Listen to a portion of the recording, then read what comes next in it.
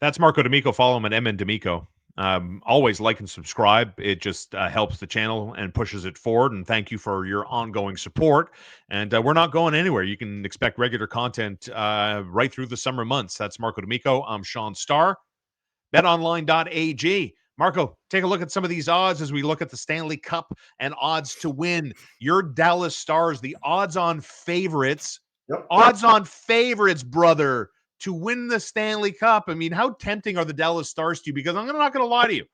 I mean, Toronto, the Anthony Stolar situation is wild to me.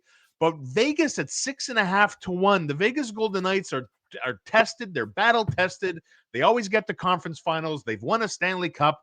If you ask me right here, right now, today, I think I would put $1 on the Vegas Golden Knights. Is there something on this page here? Washington plus 1,100. The Jets plus 1,000. Who do you like here from these 8 options on the board for the odds to win the Stanley Cup coming up this month in June? You know my answer. What is it? Dallas Stars the whole way. Wow. And I'm going to say this. I'm Dallas Stars the whole way, and they're playing without their best defenseman, and they're probably their best forward. But he's back. He's back. Robertson and Heiskanen, right? Yeah. Well, now they're going to be back, and that's Correct. why I'm saying. There you go. There you go. To go head to head with Colorado like that, and to come back and to win that series, if they get Heiskanen, I know. even at 75%, watch out. I know. Fast deposits for first-time players and easy cash-out options from a trusted space in the business for over 25 years, betonline.ag. Here's a simple question for you. Are the Montreal Canadiens, do you believe the Montreal Canadiens are going to make the playoffs next year, Marco? I'll follow it up right away. Yes or no? Do you believe that the Montreal Canadiens are going to make the playoffs next year? Yes or no? Yes. Okay. So how do they fix the second line? Let's talk about filling holes on line number 2, because I think you and me and everybody else have Ivan Demidov. I've locked in on Demidov, and we have Demidov on the second line. I don't know how many question marks are on your second line today, but how does the regime fix line number 2 this summer? I think they want to add a play driver, right? Okay. And I think that's the key for them right now. It was a little hard to ask Ivan to be that player for them in the playoffs, just having 2 games of NHL experience. But I think over a full season, he could definitely develop into one. I think one of the key elements that everybody's talking about the second line center, and we're going to get into all of that in the summer. But I think one thing that was really interesting was how Jeff Gorton indicated that there's more than one way to build out a second line. You want to build it out with play drivers. You want to build it out with guys that push the pace of the game. Yeah. And so he pointed out there are 100-point wingers in this league that drive play on their own and don't necessarily need a top-end center. And I mean, he signed one in Artemi Panarin. That's exactly that, right? A play driver on his own right. Doesn't necessarily need the top center on the team to run that line. So it was a little interesting to me, like I was a little hesitant to kind of take that in. Like, was he talking about Demidov just taking another step? Or was he talking about potentially acquiring another top flight winger? Because at the same time, he also mentioned that he didn't want to go and sign a player long term to be a stopgap for young players. I'm thinking about Michael Hage when you're thinking about a center of the second line. 6'1", baby. It's an it's an interesting take, just because not everybody's sure whether Michael's going to be a center in the NHL or not. Mm-hmm. But I think again, it has to go with. I think it has to go a lot with the build and the look of it all and what we're trying to do with it. And so when we build out a team and you're trying to bring in different elements to it, I think the Canadiens are just trying to bring an element that's going to make that line harder to play against. My only issue though is, if the center is not the play driver, then the Canadiens really kind of need a center like Phil Deneau was for them. 5 or 6 years ago, who was like a 50-ish point player, but really did so well at 5-on-5 that the wingers were able to get all the offensive opportunities that they needed. And I think that's slowly where they're trying to build to, but they're looking for a fit. So they're on the one end, they brought up the winger. On the other end, they kind of diminished the idea of needing to absolutely go out and get a second line center. Yeah. My read on that, they're trying to improve their positioning by saying that they don't absolutely need to get that second line center this year, and that they're totally okay with, trying to go back into next year with the same lineup, and with an addition in their top six if possible. So the reason is because everybody sees the Montreal Canadiens coming. Agreed. Right? Yes. The Canadiens were after Dylan Cousins not by chance. Right? It's because they have identified that center role as being a problem. And Jeff Gorton's disappointment in Kirby Dach was further emphasized. Easy to read when you saw that the guy that they initially thought could fill that role isn't cut out for it right now. And they still have a place for him in the lineup. Yeah. But why do you very think there was coy blowback here, Marco, on so I'm going to give you a stat here. There were 3 players in hockey that had 190 hits, 50 points, and 60 block shots this season. One was Brady Tkachuk. One was Juraj Slafkovsky, who's 21. These stats, by the way, come from Grant McCagg, I saw on Twitter the other day. So you've got Brady Tkachuk, Juraj Slafkovsky. The other guy is Vincent Trocheck. And that takes us back to the Rangers for a second. I like him. Scores 20 goals, puts up 50 points, plays that hard two-way game, which I like. I got blowback. It was like, well, 50 points. I need more than 50 points. Like, what about the complete picture of a hockey player?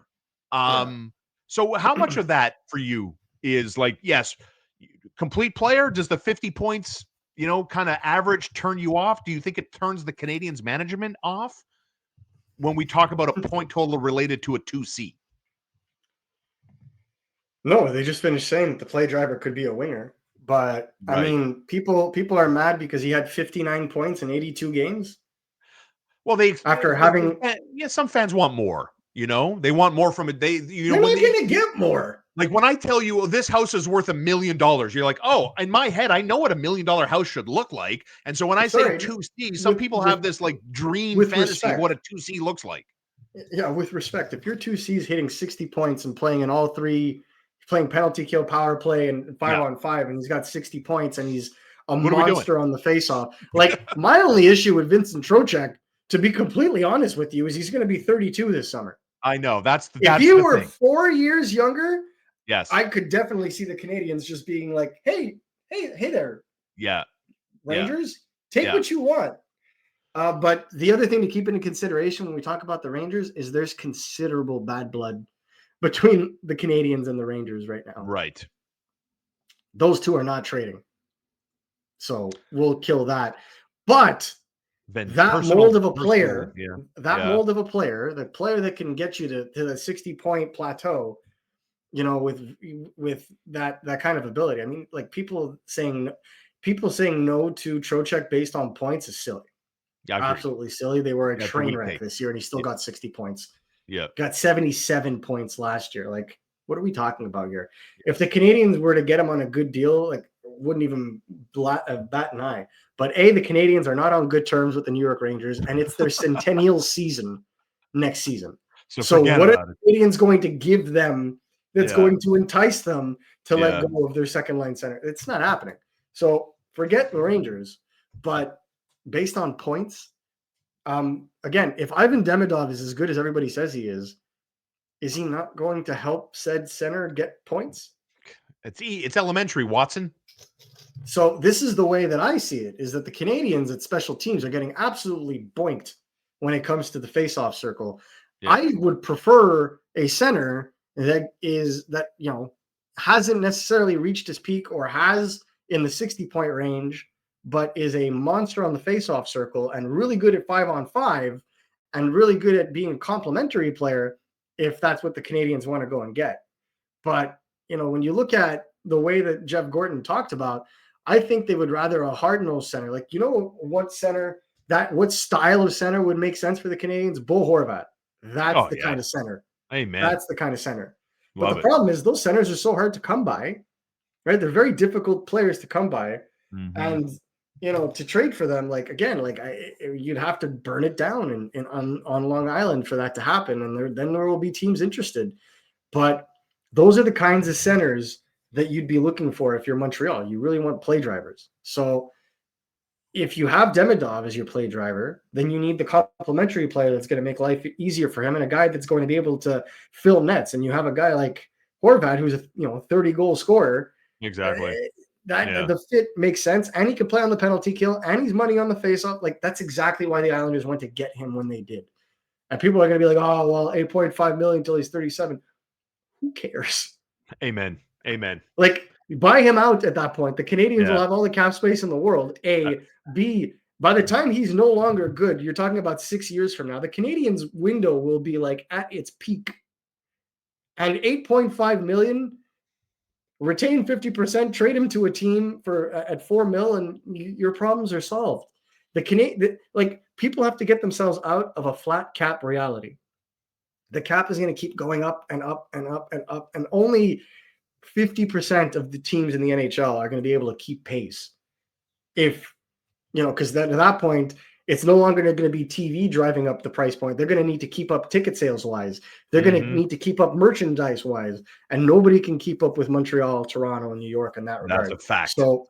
So I'm not worried. I'm not worried about the long term. The Canadians are going to want players, but again, we talked about it earlier on. They want fit. And I think that's the biggest, that they're not going to make a deal just because a guy like Bo Horvat looks to be the best fit on paper in that situation when we're looking at available teams right now.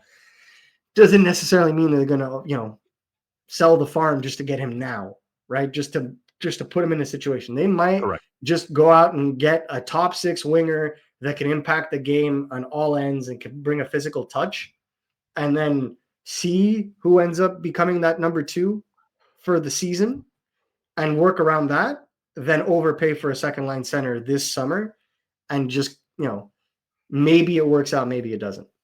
So they're going to evaluate all of that. And this is why I'm saying the Canadians, whenever the Canadians start playing this game of maybe we won't, maybe we will, I don't think I've ever seen them play that game and not actually execute. That's the thing. And you know what? I mean, you speaking the general you can take in the Monday press conference and form your own point of view and your own opinion. My own point of view and my own opinion is, once again, that this front office has a very clear plan. I think they communicate very well between themselves, and I really think they're in a very good way, and I mean this as a compliment. I think they're kind of stubborn. They're not willing to kind of move off their spot unless they really, really want to. And as Marco said, they have the money, they have some assets, they're building and continue to build. And so D'Amico and yours truly will be all over this blanket level coverage. Marco D'Amico with RG Media, and always here on youtube.com with Shaun Starr. Thanks for the time. Great stuff as always. And looking forward to next week, where we're going to have a whole new batch of content and really dig in on some very important talking points. Marco, thank you, sir. Always a pleasure. Enjoy the week, guys.